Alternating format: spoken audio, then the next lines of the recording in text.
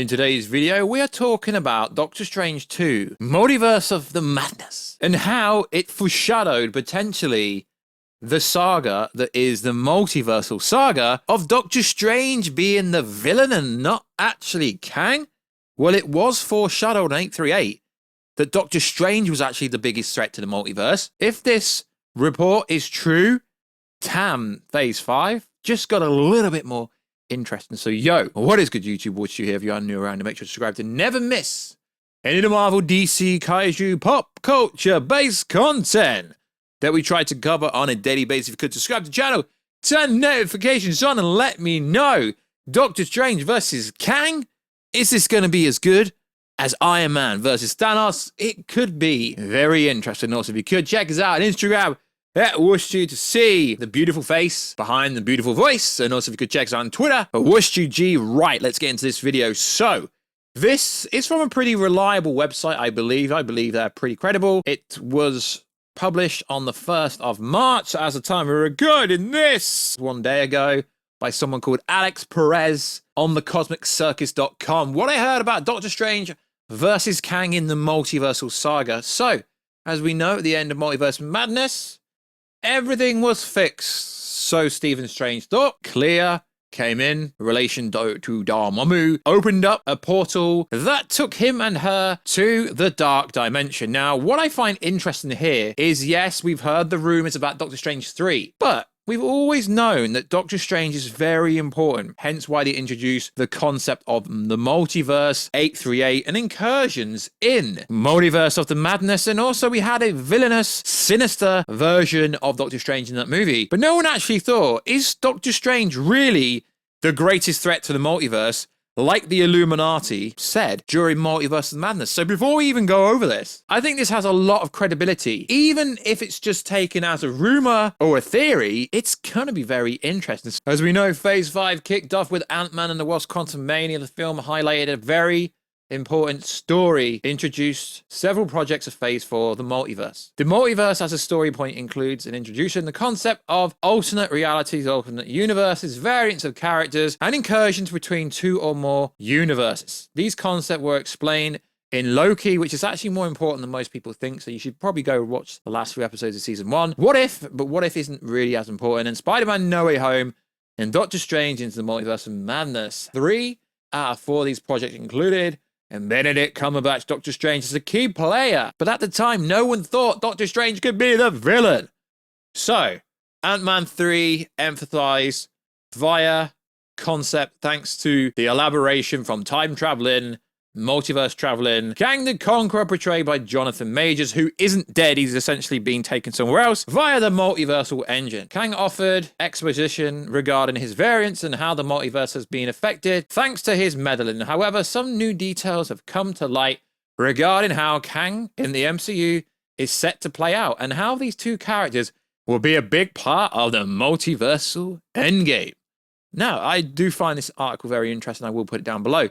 So the multiversal endgame apparently is Doctor Strange versus Kang. Our sources have informed us the final matchup will explore leading into the next Avengers film, pitting Doctor Strange versus Kang on the opposite sides of the battle to come. Both Strange and Kang will serve as key players from each side. The matchup is comparable to Tony Stark versus Thanos in Avengers Infinity War and Avengers Endgame. However, the distant details that separates this story from the one told with Tony and Thanos is the role that Kang will take in the matchup, Kang's perspective, and the angle Marvel Studios will want to pitch to us, the audience, is that he's the hero trying to save the multiverse from its greatest threat yet, Dr. Stephen Strange. And to be fair, if you watch Multiverse of Madness, which I think was the best movie of Phase 4, it did really tell you that a version of Strange is the greatest threat to the multiverse, hence why the Illuminati had to take care of him on 838. So, is Doctor Strange the villain? The notion of Doctor Strange being a villain isn't too far-fetched. We already saw a sinister, strange variant in Doctor Strange Multiverse of Madness. I've theorized in the past that sinister, strange is the outcome, and most strangers will eventually become similar to how Kang Prime ultimately becomes Immortus. Well, this would be very interesting. Although I do trust this website, I'm taking it as a rumor, as a theory. Everyone assumes that Kang and his variants are the ones causing the endless incursions across the multiverse. But what people won't realize is that the majority of these incursions are actually caused by Steven in attempts to either defeat Kang or Thanos or another multiversal threat. Most outcomes end up being that Steven's incursions across the multiverse are what caused the end of the universes to begin with. This was hinted at by John Krasinski, Mr. Fantastic, variant in Doctor Strange Multiverse of Madness. There are also concept art of Doctor Strange Multiverse of Madness released recently by Thomas. The concept was confirmed to be part of the early details for Sinister Strange originally. The comics villain Nightmare in the script for Scott Derrickson take on Doctor Strange's sequel before it was helmed by Sammy Raimi and Michael Walker. Yeah, I mean, we did go over that multiple times. That Nightmare was supposed to be the villain in that movie. So, Michael Warrington has stated that his original story has a lot of really cool ideas in it. We were initially going to just try to figure out our version of the story in time to start shooting the movie.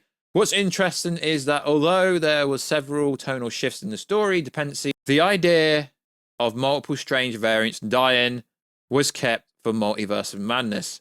In the film, we saw the deaths of Strange variants from Earth 838 and Earth 617 before it was implied that Sinister Strange variant that he was responsible for the death of multiple Strange variants. The main question is why? If he wanted to take over the life of random Strange variants just to be with Dr. Christina Palmer, then he could have simply killed one and would have taken his place. But no, the implication here seems that Sinister Strange was experimenting his variants for another reason, and that's where the rest of my What I Heard report takes me. Sinister Strange is preventing a future that has yet to pass. According to our sources, Sinister Strange has been terminating his variants to avoid the inevitable future of an incursion between the two universes. This is in order to avoid leading to Sinister Strange and his current circumstance in the future. Think of him as the anti-Immortus. Immortus wants to find Kang Prime so Kang can become Immortus. Sinister Strange is trying to avoid his future from ever happening to other universes. Unfortunately, as mentioned earlier, it's inevitable that 616 Strange has already begun an incursion on his own universe, and the consequences will surely be catastrophic moving forward. The concept is an interesting way to depict Sinister Strange's motivations or motives for doing what he's done. And whilst these concepts were not fully explained in Doctor Strange's sequel, it's not unlikely that we'll never know what the original vision for the film was. It is possible, according to one source, the original concept written for Derrickson's Multiverse Madness script focused on Steven and his character may be used in other projects. That is potentially for Doctor Strange 3 or an up-and-coming Avengers film. If Marvel decides to go down this route, it would raise multiple ethical questions. Although Doctor Strange has good intentions, it's clear that his intentions or actions are not the best ones suited to handle multiversal threats moving forward. It's an interesting case of the lesser of two evils. What is worse, allowing Kang to rule or risking causing an incursion to stop him?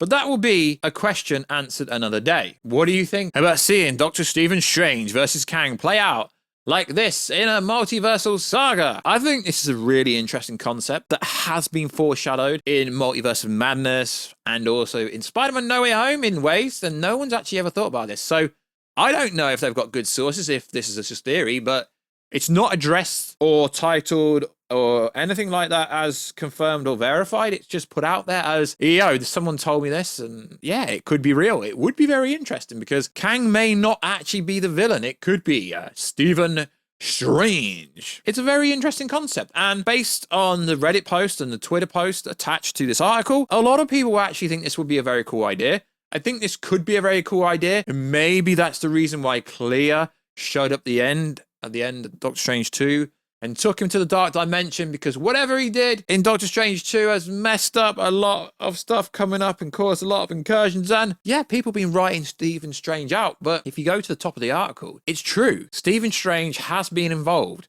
in most of the multiversal concept. Loki, What If, Spider-Man, No Way Home, Doctor Strange 2, Multiverse into Madness. I mean, he wasn't in Loki, he was in the other three, so yeah, it does make sense. Stephen Strange is key to either becoming an evil variant of Sinister and Mortis in a roundabout far-fetched way. This could actually happen, because we know that Avengers 5 and 6, Kang's Dynasty and Secret Wars, they're not going to follow word for word, or they're not even going to follow a big proportion of what happened in Secret Wars. As the writer Jeff Loveness of Avengers 5 Kang Dynasty has already said, they pull the best parts of Kang from the comics, and they have to make up some completely new ideas, because the audience should not know exactly what is coming to us, otherwise that would be boring. So, Stephen Strange versus the Kang that could or should or will become a Mortis. Very freaking interesting. Or Kang Prime.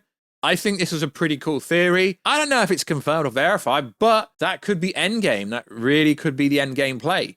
That it's really building up to the strongest version, the most evil version of Doctor Strange versus the most savage version of Kang. That would be pretty cool. So like always, guys, check us out on Instagram at Warstu to see the beautiful faces behind the beautiful face. Check us out on Twitter, WarstuG, and let me know. What do you think about this idea that was published on the Cosmic Circus on the 1st of March? I will link it down below if I remember, but it's from the Cosmic Circus if I don't remember. So like always, guys, I'll catch you in another video very soon. Catch you later.